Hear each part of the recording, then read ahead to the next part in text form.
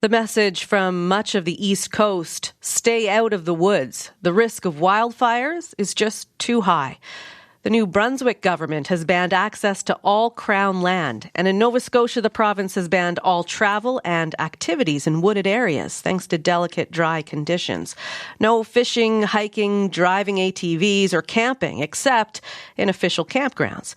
Here's Premier Tim Houston.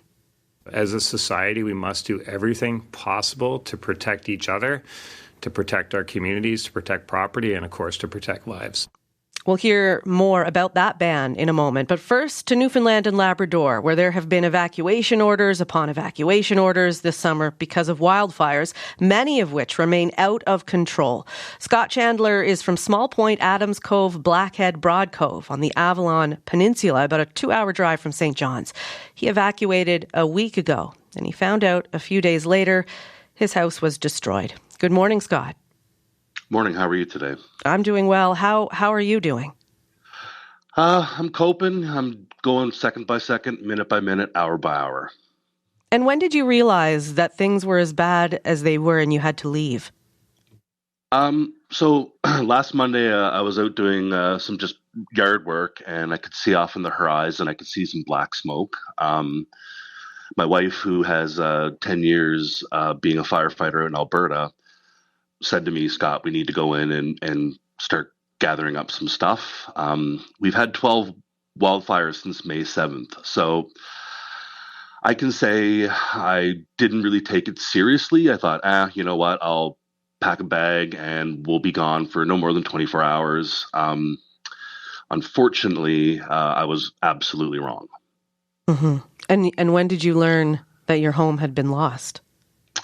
Tuesday evening, I was told that my neighbor's garage was on fire, and that's when I went, oh, okay, I think our home is next. And Wednesday morning, we were told that our structures on our property were lost.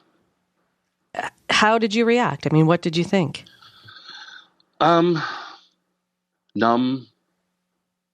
angry, upset, hurt, honestly, a floodgate of emotions just kind of washed over me.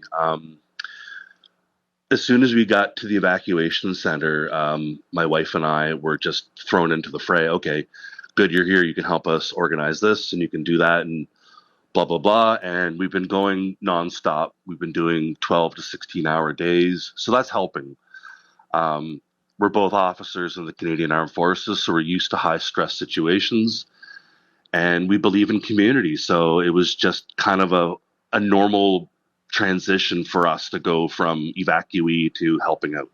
Tell me what that's like. What is it like at that evacuation center? Who are you meeting? Who are you talking to?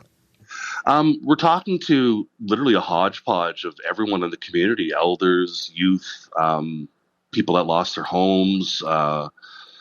It's just such a great sense of community. We're all here together. We're helping out with each other. We're grieving together. It's actually quite a very interesting sight to behold. I wish you could see it firsthand. Just the strength that we're drawing off each other. It really is something. You mentioned you feel hurt. Why do you feel that way? I'm hurt because we've had 12 wildfires in our little region since May 7th. This isn't a lightning strike that just caused a wildfire and you go, okay, act of God, or someone flicked a cigarette butt on the trail or a quad backfiring. 12. This is an arsonist.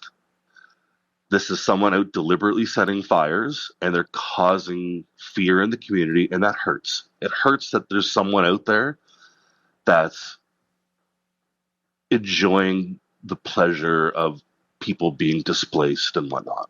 I know the RCMP has yet to confirm that they know it's arson, but Superintendent Chief Pamela Robinson says it is in fact investigating. Are you hopeful? Have you heard any updates on how that investigation is going, or what are people saying about this? We've had actually a few people in our community that actually have gone to the RCMP, filed reports, so a summary investigation can happen. So that's, I guess you could say, a positive that's coming out of this. People are scared. you know how it is. You don't want to go and, I hate to use that rat out your neighbor term, but you know what I mean? We're a community. We're a small, close-knit community. And I think that's where people were getting fear from. And that's where my hurt came from. You have an 8-year-old child. How are you explaining all of this to him, that you've lost your home, that perhaps there's an arsonist behind this? Well, we haven't told him about the arsonist, but we told him, we were open and transparent with him. We told him, hey, bud, our house is gone. He processed it well. Wednesday night, we were leaving the evacuation center because we're staying with some relatives in Carbonear, and a member from the community said, how you doing, bud? And he says, I don't have a bed to sleep in. And I went, that broke my heart. And a couple days ago, now he's doing the mental inventory. Well, I lost this toy, my Nintendo Switch, and this and that. It's like, it's okay, bud. We can replace those things, So he's looking at it definitely through the eyes of an 8-year-old, and as a parent, it just shatters my heart. It really does. Mm-hmm. And you've got a full day at the evacuation center helping out again? Yeah, we're me and my wife are here usually 12 to 16 hours every day, helping out, making sure people are okay, getting meds, getting mental health, whatever. We just direct them where we can, or just have a quick conversation, saying that we got each other. We'll rebuild, and we're all in this together. Scott Chandler, thank you for spending this time with us this morning. Thank you for this opportunity. I really appreciate this. That is Scott Chandler from Small Point, Adams Cove, Blackhead, Broad Cove, Newfoundland and Labrador. Joining me now is the Premier of Newfoundland and Labrador, John Hogan. Good morning to you. Good morning to you as well. What do you think when you hear Scott Chandler's story? I listened to it. I've talked to Scott a couple of times. I've been out to that part of the province 3 or 4 times over the last week. And to be honest with you, Scott and his wife, they might have been the first people that I saw when we went to Persalvic School on the first day of the evacuation. So that was before, obviously, he had lost his house. And so when I hear Scott talk about all the emotions that he's gone through, I think it represents what everybody in the community and the communities throughout that part of the province have gone through, and what people in Newfoundland and Labrador are going through as well, as they worry about their fellow neighbors. But when Scott talks about, he lost his house and his heart aches for his little boy, his 8-year-old boy. But then he goes on to say he's putting in 16-hour days as a volunteer. And that's originally why he showed up there, is to volunteer and to help. And he hasn't stopped despite his loss and his family's loss. So while I hear him talk, I hear the sadness that people are feeling and the frustration, the anger, the worry, the stress. But then I think about Scott representing all Newfoundlanders and Labradorians, and the volunteers and the firefighters who are coming together in a very difficult time. And I think as Scott noted, he thought, maybe this would be 24 hours, and now we're approaching a week with potentially not very, there won't be an end in sight, definitely for a few days. We don't have rain in the forecast. It continues to be hot. The fires continue to be active. He just really sums up what it means to be a Newfoundlander and Labradorian today. You heard Scott there, too, talk definitively that he believes this is the work of an arsonist in the Avalon Peninsula. What can you tell us about that? Yeah, so it was one of the first things I heard when I went out on day one to that part of the province, that people were very much concerned that someone had set the fires. So whether that was done intentionally or negligently or recklessly, it was very much on top of people's minds. So we immediately took steps to make sure that the RCMP were involved, make sure that they were doing necessary investigations, and they've assured us that they are. They have open investigations, open files on the various fires throughout those communities. And then we continue to hear, other things that people, as Scott said, didn't want to come forward. So we then provided the opportunity to get Crime Stoppers involved. They have since offered a reward of $5,000 for any tips that can lead to, the conclusion of investigation. When I talked to Rod Pike from Crime Stoppers, he mentioned that this was certainly extraordinary circumstances. Normally a reward would be $2,000, but they certainly saw, given the seriousness of the situation, they increased it to $5,000. And the most important part of that is that any tip is completely anonymous. So despite the fact that people do have valid fears and don't want to come forward, those tips will be anonymous. And, the RCMP need help too. As Mr. Pike explained, any and every piece of information is vital. You add it all up when you're doing the investigation. So any tip, any information that someone might have could be very important to the RCMP. You did declare a regional state of emergency over the weekend for the Baie de Verde Peninsula. What is the latest on the wildfires in your province, and do you have enough resources to battle this? So we'll get an update in a little bit later this morning as the crews go out and the planes fly to get a visual view of what happened overnight. The one in Scott's area, we're calling the Kingston Fire, grew significantly over the last 24 to 48 hours, but yesterday's growth was slower than Saturday, so we do take every little bit of good news we can and have a little bit of hope there. The fire suppression is working on the north side of that fire, so that is good news. Crews have been working very hard, of course, on the ground to remove fuel. They're putting fire breaks in through the use of heavy equipment, and we'll certainly look forward to getting a forecast on that today. We do have 20 ground crew from Ontario yesterday that were working very hard on structure protection in that part of the province on that fire. And we do have assets from Quebec and New Brunswick as well, and we have further assets coming. So just important to realize, of course, it is a small area.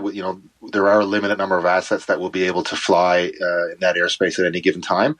But safe to say, we're continuing to look at all options to make sure that we do everything we can, and the firefighters are doing everything they can to suppress, contain, and eventually put out all the fires in the province. Mm-hmm. And when you do talk about assets, of course, we had a fire in the area of Holyrood.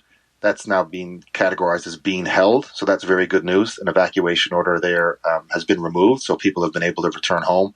We have a fire we're calling the Martin Lake Fire, which is still active in the central part of Newfoundland. And we had several lightning strikes in Labrador over the last couple of days as well, which created fires, some of which have been put out, but others which we continue to monitor. On Friday, your government drastically increased fines and prison time for people who violate a province-wide fire ban. We're talking fines ranging from $50,000 to $150,000, as well as up to a year in prison. Why was that necessary? Well, I think when we heard what people in Scott's part of the province were saying was that, there was a disregard for the fact that fire bans might be in place.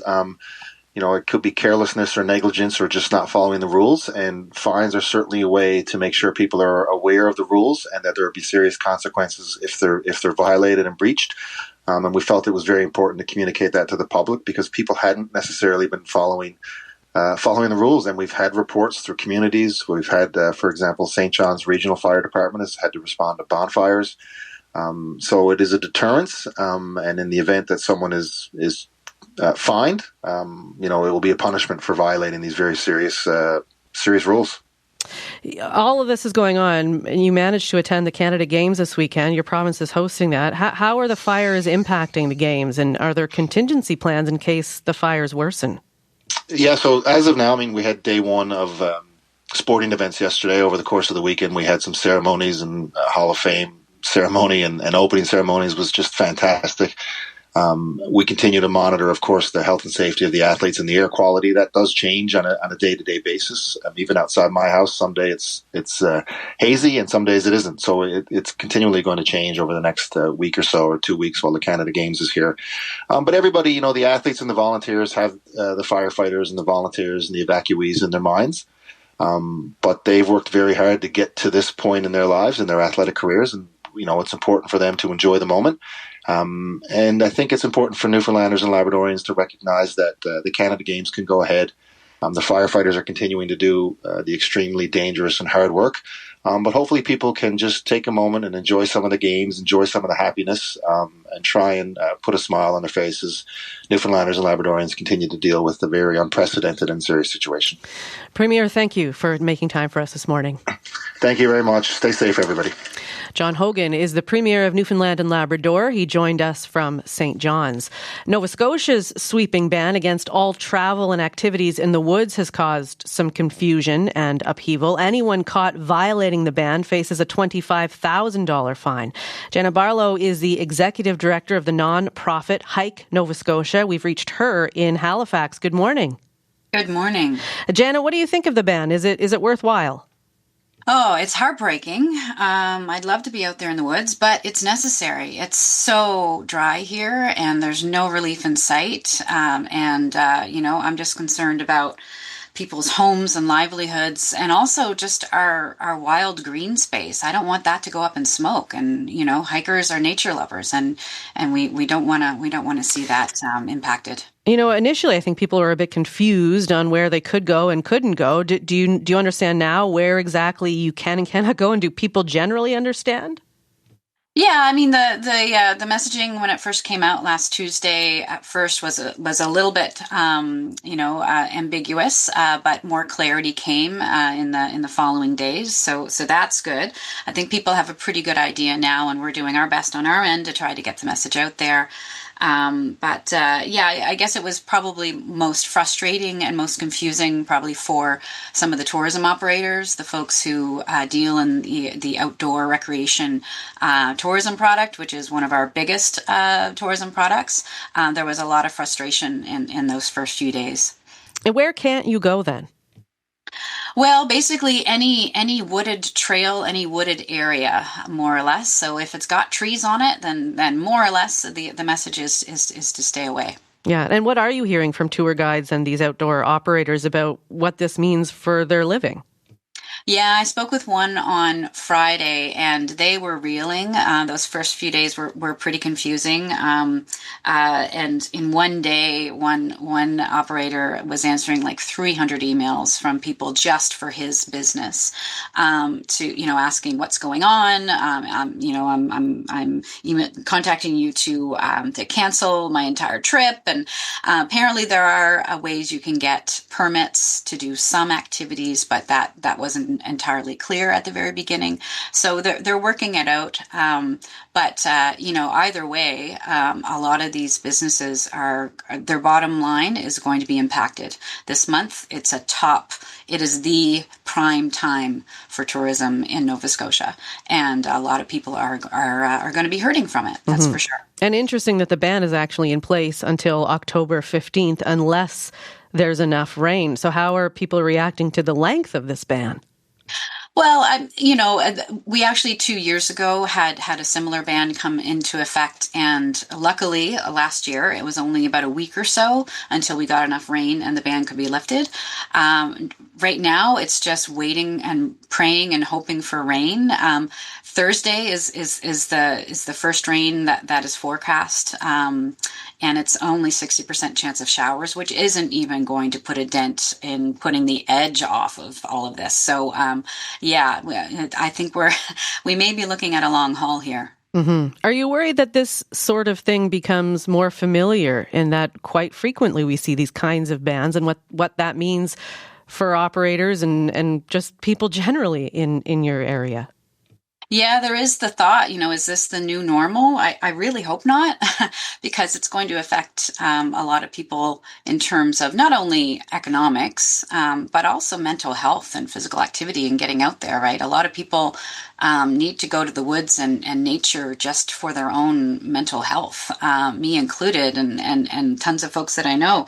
And so, it does beg the question, what is the future going to look like with this kind of drought? Is it going to be a regular thing? Okay. Janet Barlow, we appreciate your time. Thank you for this. No problem. Thanks. Janet Barlow is the executive director of the nonprofit Hike Nova Scotia. We reached her in Halifax.